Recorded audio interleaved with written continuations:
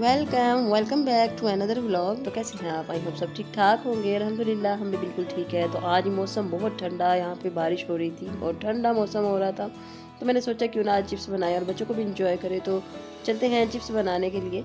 तो यहाँ पे कुछ पोटैटो है मेरे पास, इनको अच्छे से साफ़ कर लिया है मैंने।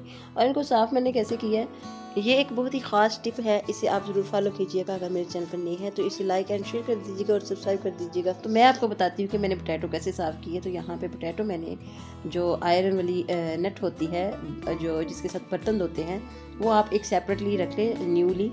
तो आप उससे जो है ना ये पोटैटो साफ़ कर सकते हैं और बहुत ही अच्छे से ज़बरदस्त से ऊपर से सारा छिलका उतर जाता है और नीट एंड क्लीन निकल आते हैं। देखिए कितने रेड से भी नज़र आ रहे हैं और वाइट भी नज़र नहीं आ रहे।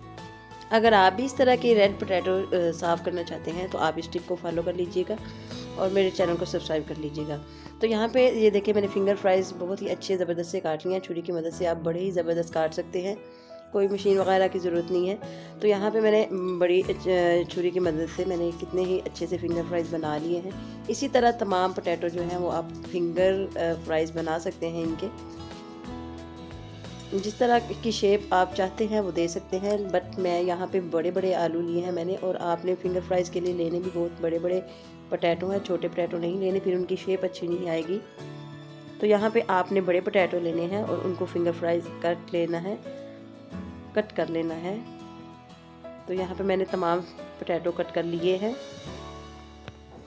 ये बहुत ही ज़बरदस्त क्रिस्पी क्रंची बन के तैयार होते हैं। इसी तरह के आपने भी तमाम फिंगर फ्राइज़ रेडी करने हैं और स्टेप बाय स्टेप फॉलो करना है ताकि आप लोगों से भी इस तरह की फिंगर फ्राइज़ बन सके क्रिस्पी क्रंची। आप एक दफ़ा ज़रूर बना के देखिएगा, आप फिर बार बार इस रेसिपी को रेडी करेंगे।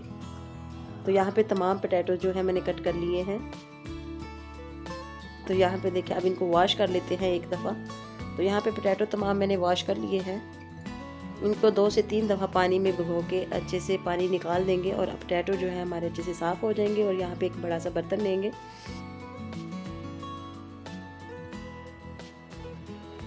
तमाम फिंगर फ्राइज़ मैंने इसमें ऐड कर दिए हैं। और अब इसमें जो मसाला वगैरह इसमें मैंने लगाना है वो बड़े अच्छे से लग जाएगा, खुला बर्तन है इस वजह से। तो चलें जी अब इसमें स्पाइसेस ऐड कर लेते हैं। इसमें 1 टेबलस्पून भर के मैंने कॉर्नफ्लोर का ऐड कर दिया। अगर आप लोगों के पास कॉर्नफ्लोर नहीं है तो कोई बात नहीं, तो यहाँ पे मैदे का एक बड़ा चम्मच भर के ऐड कर दिए। 1/2 टेबलस्पून नमक ऐड किया है, ज़ीरा और खुश्क धनिया और रेड चिली 1/2 टेबलस्पून ये ऐड कर देंगे, या तो फिर अपने टेस्ट के मुताबिक आप ऐड कर लीजिएगा। और 1 एग ऐड कर देंगे, यानी कि 1 अंडा ऐड कर देंगे इसमें। बिल्कुल सिंपल मसालों के साथ घर में आप ये बना सकते हैं।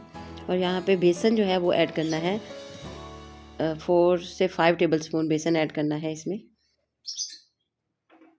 या आप फिर जितना चाहें इसमें ऐड कर सकते हैं। अब इन तमाम चीज़ों को मिक्स कर लेंगे और फिंगर फ्राइज़ जो है हमारे रेडी हो जाएंगे फ्राई करने के लिए। अच्छे से मिक्स करना है इन्हें, ये बहुत ही खूबसूरत लगेंगे ये फिंगर फ्राइज़ बड़े बड़े जो हैं। आप एक दफ़ा ज़रूर ट्राई कीजिएगा और मेरे चैनल पे नए हैं तो इसे लाइक कर दे, शेयर कर दे, सब्सक्राइब कर दे। यहाँ पे ऑयल लिया है मैंने, इसे हीट अप कर लेंगे मीडियम टू लो फ्लेम पे। बहुत ज़्यादा गर्म नहीं करेंगे ताकि फिंगर फ्राइज़ हमारे जलने ना पाए। तो ऑयल हमारा गर्म हो चुका है, तो थोड़े से फिंगर फ्राइज़ इसमें डालते जाएंगे और फ्राई कर लेंगे। ये बहुत ही क्रिस्पी क्रंची बनके ये रेडी होंगे। आपने मीडियम टू लो फ्लेम पे ही रखना है इन्हें, हाई फ्लेम पे नहीं इन्हें फ्राई करना। इससे हमारे फिंगर फ्राइज़ जो है ना बहुत ही क्रिस्पी बनेंगे।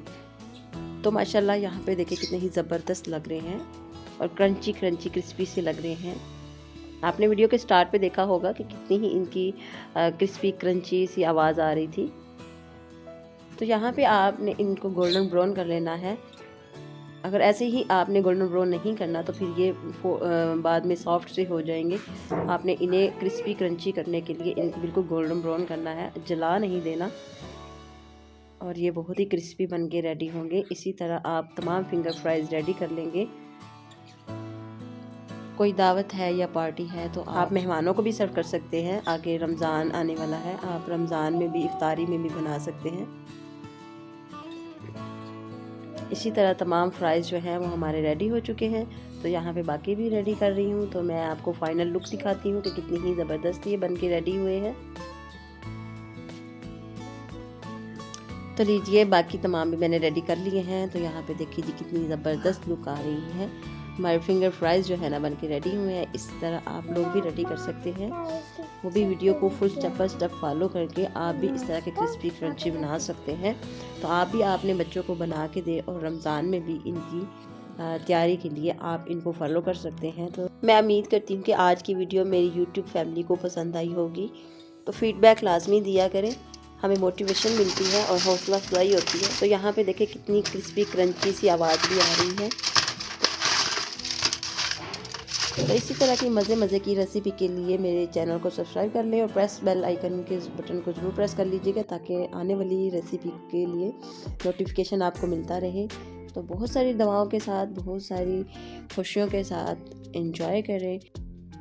ملتے ہیں نیکسٹ ویڈیو میں ایک بہت ہی اچھی اور مزے کی ریسیپی کے ساتھ. تب تک اجازت دیں. اللہ حافظ. Thanks for watching.